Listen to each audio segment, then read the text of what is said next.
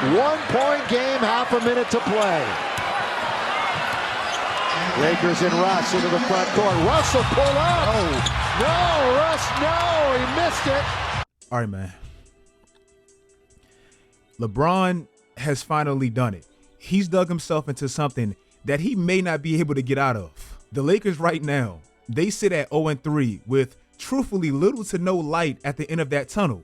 They have like the most disorganized franchise in the sport. They have an owner who's clearly there off of her family's reputation and branding, a GM who over the past 2 seasons, you can legitimately and correctly call him the worst GM in the NBA. They just gave this man Rob Pelinka an extension, and he's done nothing these past 2 years but destroy a championship roster and replace it with the worst constructed team in the NBA. And the only sense of optimism that they do have will run out quickly if they don't make a move. The only and obvious answer for the Lakers this season is to get off that Russ expiring contract and trade him and fill out that roster with better fits. But it's seeming like Pelinka is waiting for the season to age a bit to get a better possible deal that literally may not even exist. Like, yes, Rob, we understand the logic. A team will be much more likely to take Russ for just 1 pick as opposed to 2 when it's like 50 games left in the season and they're tanking and they can just pay Russ to get out the way. So I get it. They're trying to preserve the future. But the problem with that is if you wait and continue to start the season out waiting for a better deal, you're not going to have much season left to contend with.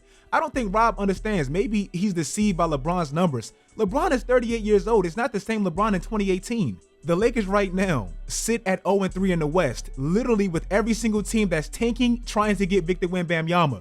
All the teams right now that's tanking, they own their first round picks next year. The Lakers don't. The Pelicans own the Lakers' first round picks, or at least the rights to swap the first round picks next year and the year after that. So losing does nothing for you this year. It does everything for the Pelicans, and waiting, all it does is drain what's left of that AD-Bron tandem. LeBron in the past has been able to essentially bully his GM into making whatever move he wanted while still contending with whatever team he currently had. He can't do that anymore, and he's not in the East. The Cavs in 2018, a team I'm going to make a video about soon.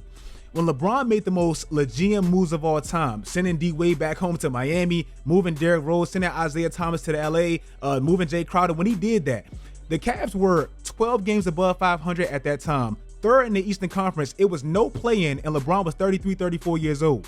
The Cavs at that time, even with those terrible fits, they could afford to stall out the season, wait for better deals, and move accordingly. The Lakers, if they wait till Thanksgiving, Christmas, they're going to be 10 to 15 games under 500, and that's a fact. Then we're not even accounting for the fact that you have to work these players into rhythm and cross your fingers that AD or Bron doesn't get hurt, because if they do, which they can, that's going to be even more of a disaster.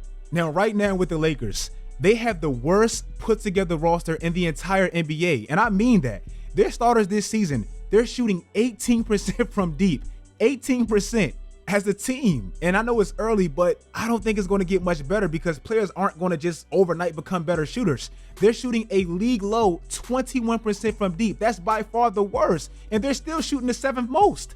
As a team that legitimately can't shoot at all, their only recipe for contention this year is to play lights out defense, chase everybody off the 3-point line, making them shoot 2s because that's the only way they can score, and play bully ball offensively, which is like 1980s basketball. They can't hit 3s or go blow for blow with a team from deep. So they have to try their absolute hardest to chase everybody off the 3-point line, forcing them inside and make sure nobody else can hit theirs because they can't compete with that. Right now, and I know it's extremely early, but I just don't think it's going to get better with how they're constructed. They sit as the 3rd best defensive team and the 3rd worst offensive team. You know how the Warriors or the Celtics or the Bucks or any good team, they can afford to blow a few defensive assignments or give up a 10-12-0 run because they can get right back into it offensively. The Lakers can't do that. Like a 10-12-0 run feels like a 30-0 run for them. The Lakers won a championship literally 2 years ago. They weren't the best 3-point shooting team. They were the 21st best shooting team, but they had a recipe that worked. They were huge, so they grabbed the 9th most rebounds a game and only gave up the 2nd fewest rebounds a game. They defended their asses off, and offensively, even though they weren't the best percentages-wise, they did have true floor spacers that at least made defenses have to be honest. The new Lakers, they're a terrible rebounding team, giving up 50 boards a game, the worst scoring team, and that ultimately puts so much pressure on their defense to be like the 96 Bulls, which to me, again, isn't sustainable. And Anthony Davis, bro, I'm I'm sorry, this season, defensively, he's been a lot more attentive. 6 blocks against Portland, he's active. He took a hard fall against the Clippers, came back into the game. His motor has been a lot higher, but he just can't shoot. Like back then, when people compared him and Giannis, they used to say, well, Anthony Davis has a deeper bag. He's a lot more polished. He's a lot more skillful. He can shoot better. That's not true anymore. Last season, AD shot 35% on jump shots, literally just like Giannis. This season, and it's extremely early, I understand that, Giannis is 6 for 12 on jump shots. That's 50%. AD is shooting 3 for 24 on jump shots. That's 12%. AD has been awful anywhere away from the rim, and from deep, he's literally just like Russ. He's just as bad. He's terrible. LeBron, he's probably their best shooter, and he's relying way too much on his threes to make up for the slack of the rest of the team. And we know LeBron is streaky. Russ, and I'm not trying to pile on, but it's just the obvious. Like, he's clearly not that good of a player anymore, and offensively, his confidence is shots. He's 4 for 20 on jump shots, and he's 6 for 17 on layups. Offensively, this man does nothing for your team positively. Nothing. Like, nothing for your team. Off the ball, they're putting centers on this man because that's how much of a liability he is for their offense. He's making that offense play 4 on 5. They're already a bad offensive team as far as shooting. You put Russ on the floor, and now you're basically playing 2, 3, 4 on 5 at a time. Look at how these teams are playing them, knowing they have no spacing. And Darvin Ham, everybody tried to make it seem like Frank Vogel was the problem. Fire Frank. He's being way too nice to Russ and all that. Against Portland, they were up 98-90, and they went on a run without Russell Westbrook being on the floor. They were up 98-90 when they put Russell Westbrook back in.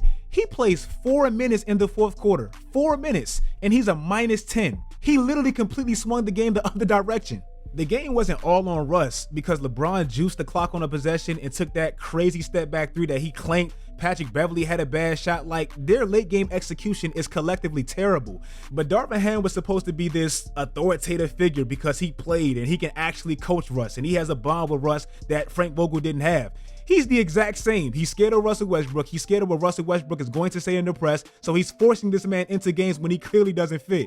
And Patrick Beverley, bro, he's not a splash bro. He's just not. This man has taken one shot that wasn't a three-pointer this year, and the rest of them have been all clinks. Like, they sadly brought him in as a little bit of a savior for them offensively because they looked at his three-point percentages. And I'm not going to lie, I bought into it a little bit too. But he's clearly been a player that's feasted offensively off of being that forgotten man. Like the Clippers have Kawhi, Paul George, Lou Williams, and Pat Bev. So he going to get his little efficient splits off of being that forgotten guy. You start depending on that, and he's Patrick Beverley. You can't ask this man to be one of your best, most reliable three-point shooters because that's just not what he is. He has to feast off of everybody else's talent, where his threes don't really mean that much to the game. So the Lakers this year are a mess. I know in my bold predictions video, I said they can possibly win 50 games and all that. I throw all that out unless they make a trade within the next 2 weeks. I throw all that out. I was tripping, and I was kind of assuming that they would make a move, but it's looking like they're going to wait until it's too late, so I'm off that. If you guys like this video, I have no faith in this team from top to bottom.